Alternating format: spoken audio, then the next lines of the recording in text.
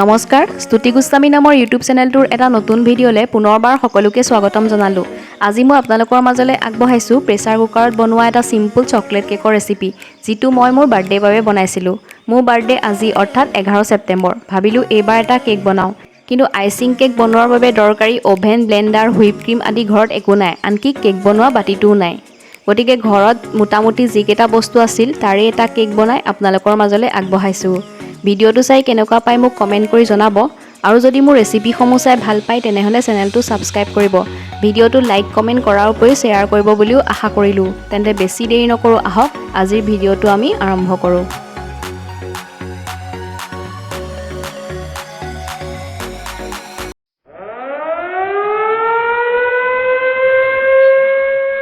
কেকটো বনাবৰ কাৰণে মই লৈছোঁ আধা কাপ চেনি। চেনিখিনি মই গুড়ি কৰি লোৱা নাই।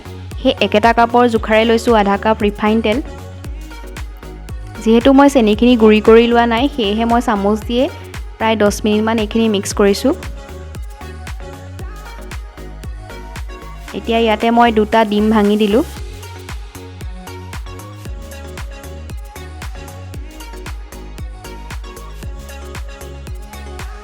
ডিমকেইটা দিয়াৰ পাছতো এইখিনি মই প্ৰায় 10 মিনিটমান মিহলাই লৈছোঁ। চেনিখিনি সম্পূৰ্ণ গলি যোৱালৈকে এইখিনি মই মিহলাই লৈছোঁ।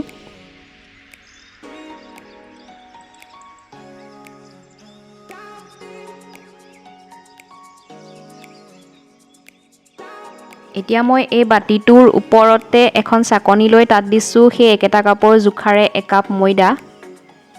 এই কাপটোৰ 4/4 অংশ দিছোঁ কোকো পাউডাৰ, এচামুচ বেকিং পাউডাৰ, টেষ্টটো বেলেঞ্চৰ কাৰণে দিছোঁ অকণমান নিমখ। এই চামুচখনৰ 4/4 অংশ দিছোঁ বেকিং ছ'ডা।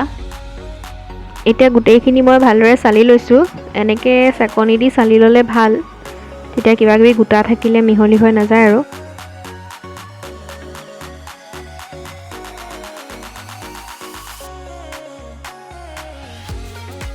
গোটেইখিনি চালি মোৰ হৈ গ'ল। এতিয়া মই এইখিনি ভালদৰে মিহলাই ল'ম।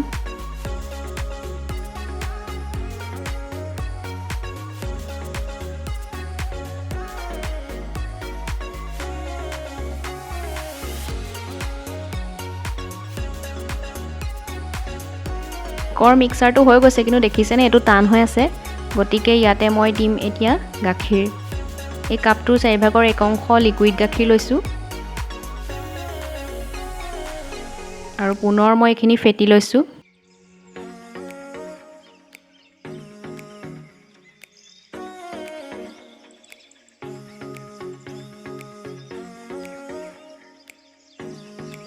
গোটেইখিনি ভালদৰে মিহলাই লৈছোঁ।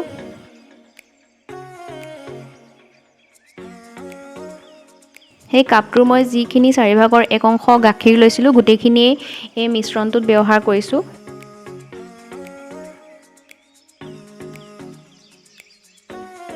এইটো কেকৰ মিক্সাৰটো ৰেডি হৈ গৈছে। এনেকৈ ওপৰৰ পৰা যদি মিক্সাৰটো এৰি দিলে ৰিবনৰ নিচিনাকৈ পৰি যায়, তেতিয়া মিক্সাৰটো কেকৰ কাৰণে ৰেডি হৈ যায়। ইয়াত যিহেতু মই ডিম ব্যৱহাৰ কৰিছোঁ, ডিমৰ গোন্ধটো বেছিকৈ নোলাবৰ কাৰণে ইয়াতে মই দিছোঁ 2 চামুচ গোলাপ জল আৰু গোটেইখিনি মই পুনৰবাৰ ভালদৰে মিহলাই লৈছোঁ।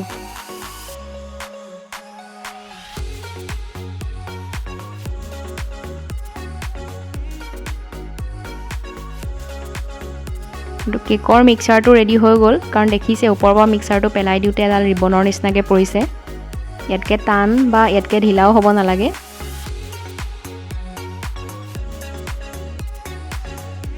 এতিয়া মই কেকটো বনাবলৈ বাতিটো ৰেডি কৰি লওঁ। যিহেতু মোৰ কেক বনোৱা বাতি নাই, সেইকাৰণে মই পুৰণা টিফিন এটাকে লৈছোঁ।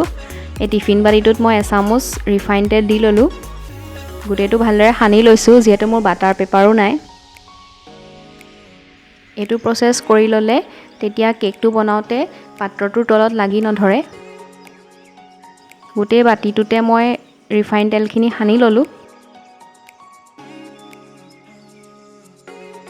ৰিফাইন তেল সানি হৈ গ'ল। ইয়াতে মই দিম এতিয়া এচামুচ ময়দা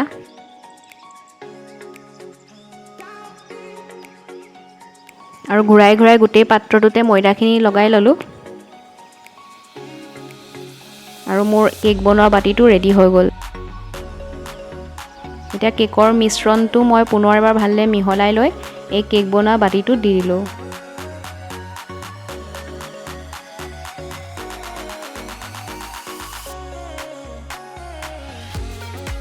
এতিয়া মই বাতিটো দুবাৰমান টেপটেপাই দিম, তেতিয়া ভিতৰত যদি বায়ু সোমাই আছে তেতিয়াহ'লে ওলাই আহিব।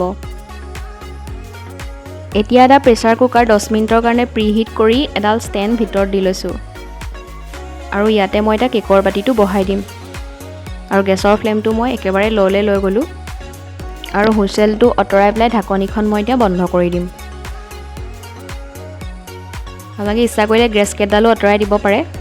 দেখিছেনে, এইটো হুইচেলটো মই দিয়া নাই আৰু গেছৰ ফ্লেমটো একেবাৰে ল'ত আছে আৰু গেছৰ ফ্লেমটো দেখুৱাই দিছোঁ চাওক, একেবাৰে ল'ত আছে দেখিছেনে। আৰু প্ৰায় 40 মিনিটৰ পাছত এই কেকটো হৈ যোৱা নিচিনা লাগিছে, গতিকে মই এখন চামুচ ভৰাই চেক কৰিছোঁ কেকটো হ'ল নে নাই। যিহেতু চামুচখন চাফা হৈ ওলাই আহিছে, গতিকে আমাৰ কেকটো সম্পূৰ্ণ হৈ গৈছে। মই বহুতকেইটা জেগাত চামুচখন ভৰাই দেখুৱাইছোঁ চাওক, চামুচখন চাফা হৈ ওলাই আহিছে, অৰ্থাৎ আমাৰ কেকটো ৰেডি হৈ গ'ল। যদি কেকটো নিসিজিলেহেঁতেন চামুচখনত লাগি আহিলেহেঁতেন।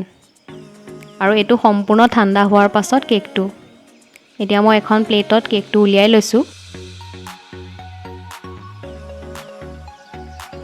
এইটো চাওক, বাতিটোত কেক অকণো লাগি ধৰা নাই আৰু আমাৰ এইটো চকলেট কেকটো ৰেডি হৈ গ'ল। এতিয়া মই এইটো অকণমান সজাই লওঁ। সজাবৰ কাৰণে লৈছোঁ কেইটামান চেৰী আৰু জেমছ। চেৰীকেইটা মই দুটুকুৰাকৈ কাটি লৈছোঁ, লগত লৈছোঁ 2টা ডেইৰী মিল্ক চকলেট আৰু 200 ml আমুল ক্ৰীম। এতিয়া গেছৰ ফ্লেমটো ল'ত ৰাখি মই আমুল ক্ৰীমৰ কেৰাহীটো গেছৰ ওপৰত তুলি দিলোঁ। এবাৰ লৰাই লৈছোঁ আৰু গেছৰ ফ্লেমটো একেবাৰে ল'ত আছে। আমুল ক্ৰীমখিনি মই 5 মিনিটমান উতলিবলৈ দিছোঁ আৰু উতলি থাকোঁতে ইয়াতে দিছোঁ আধা চামুচ কোকো পাউডাৰ আৰু কোকো পাউডাৰ দিয়াৰ পাছতে মই গেছৰ ফ্লেমটো অফ কৰি দিলোঁ আৰু এতিয়া ক্ৰীম আৰু এই কোকো পাউডাৰখিনি মিহলাই লৈছোঁ। এতিয়া ইয়াতে মই চকলেটখিনিও দি দিম আৰু 5 মিনিটমান চকলেটখিনি কোমলিবৰ কাৰণে ৰাখি দিলোঁ।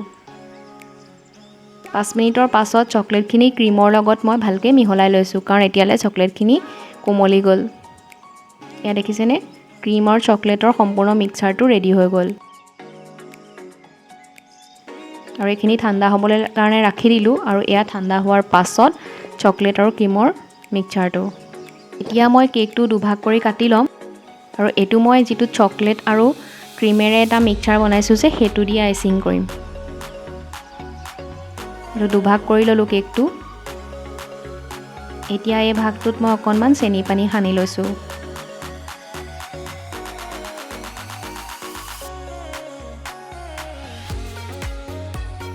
আৰু এতিয়া ইয়াৰ ওপৰত ক্ৰীম আৰু চকলেটৰ মিশ্ৰণটো সানি দিছোঁ। ব্ৰাছেৰে সানিলে মিহি হয়, যিহেতু মোৰ ব্ৰাছ নাই, মই চামুচ দিয়ে সানিছোঁ।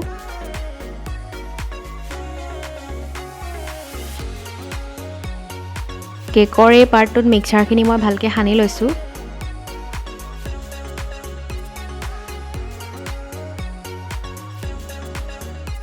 এইটো ভালকৈ সানি হৈ গ'ল। এতিয়া মই কেকৰ ইটো পাৰ্ট ইয়াৰ ওপৰত দি দিলোঁ। এতিয়া ইয়াৰ ওপৰতো মই মিক্সাৰটো ভালকৈ সানি দিছোঁ। ইয়াৰ ওপৰত মোৰ চেনি পানীখিনি সানিবলৈ থাকিলে, আচলতে এনেকৈ মই আজি প্ৰথম বনাইছোঁ যে।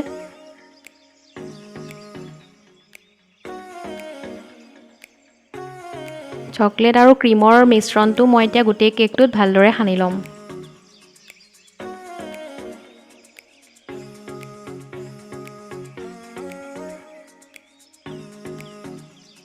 কাষকেইটাতো সানি দিছোঁ।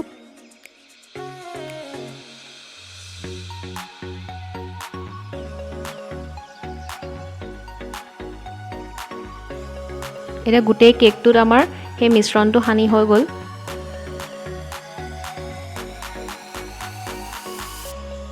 কেক আৰু চকলেটৰ মিশ্ৰণ পৰি থকা প্লেটখন মই চাফা কৰি ল'লোঁ। এতিয়া মই কেকটো অলপ সজাই লওঁ। এতিয়া আগতে ৰেডি কৰি থোৱা চেৰী আৰু জেমছকেইটা দি মই কেকটো সজাই লৈছোঁ। জেমছকেইটা দি মই বেয়া কৰিলোঁ, কাৰণ যেতিয়া মই এইটো ছেট হ'বৰ কাৰণে ফ্ৰিজত ৰাখিছিলোঁ, জেমছকেইটা ঠাণ্ডা হৈ পেলাই গলিহে গ'ল। অল্টাৰনেটকৈ এটুকুৰা চেৰী এটা জেমছ দি গোটেই কেকটো মই সজাই লৈছোঁ। চাৰিওফালে সজাই হৈ গ'ল আৰু এটা জেমছ বাকী থকাত মই মাজৰ কণতো সজাই দিলোঁ, যিটো মোৰ ভিডিঅ'ত দেখুওৱা নহ'লে। কেকটো সজাই হোৱাত ছেট হ'বৰ কাৰণে মই ফ্ৰিজৰ ভিতৰত 2 ঘণ্টামানৰ কাৰণে ৰাখি দিলোঁ আৰু লগতে দুপাহ গোলাপ ফুলো লগাই দিলোঁ। আৰু এইটো মোৰ বাৰ্থডেৰ কাৰণে বনোৱা চিম্পুল চকলেট কেকটো ৰেডি হৈ গ'ল। এইবাৰ মনটো যে ভালেই লাগিছে কাৰণ নিজৰ বাৰ্থডেৰ কাৰণে নিজেই যে এটা কেক বনাইছোঁ। আপোনালোকে যদি ইচ্ছা কৰে নিজৰ বাৰ্থডেত বাহিৰৰ পৰা কেক অৰ্ডাৰ নিদি নিজেও এনেকৈ চিম্পুলকৈ এটা ঘৰতে কেক তৈয়াৰ কৰি ল'ব পাৰে। কেকটো কটাৰ পাছত আপোনালোককো মই এটুকুৰা কেক কাটি দেখুৱাইছোঁ, চাওক কিমান ছফ্ট হৈছে আৰু খাবলৈও কেকটো বহুত টেষ্টি হৈছিলে। একেবাৰে কম সামগ্ৰীৰে চিম্পুলকৈ যদিও কেকটো বনোৱা হৈছে তথাপিও মনত এটা ফূৰ্তি যে নিজৰ বাৰ্থডেৰ কাৰণে নিজেই এটা কেক বনাইছোঁ। যিহেতু মই কেক বনোৱাত এক্সপাৰ্ট নহয়, আপোনালোকেও যদি কোনোবা মোৰ নিচিনা আছে তেন্তে নিজৰ বাৰ্থডেত এনেকৈ এটা কেক বনাই চাবচোন। বেলেগ একো নহ'লেও মনত এটা ফূৰ্তি লাগিব আৰু নিজৰ বাৰ্থডে দিনাখন যদি নিজেই ফূৰ্তিৰ কাৰণ হয় তাতকৈ আৰু গৌৰৱৰ কথা কি হ'ব পাৰে। ভিডিঅ'টো চাই কেনেকুৱা পাই মোক কমেণ্ট কৰি জনাব আৰু ভিডিঅ'টো শেষলৈকে চোৱাৰ কাৰণে সকলোলৈকে থাকিলে বহুত বহুত ধন্যবাদ। পুনৰ এটা নতুন ভিডিঅ'লৈ অহাৰ প্ৰতিশ্ৰুতিৰে আজিলৈ বাই বাই।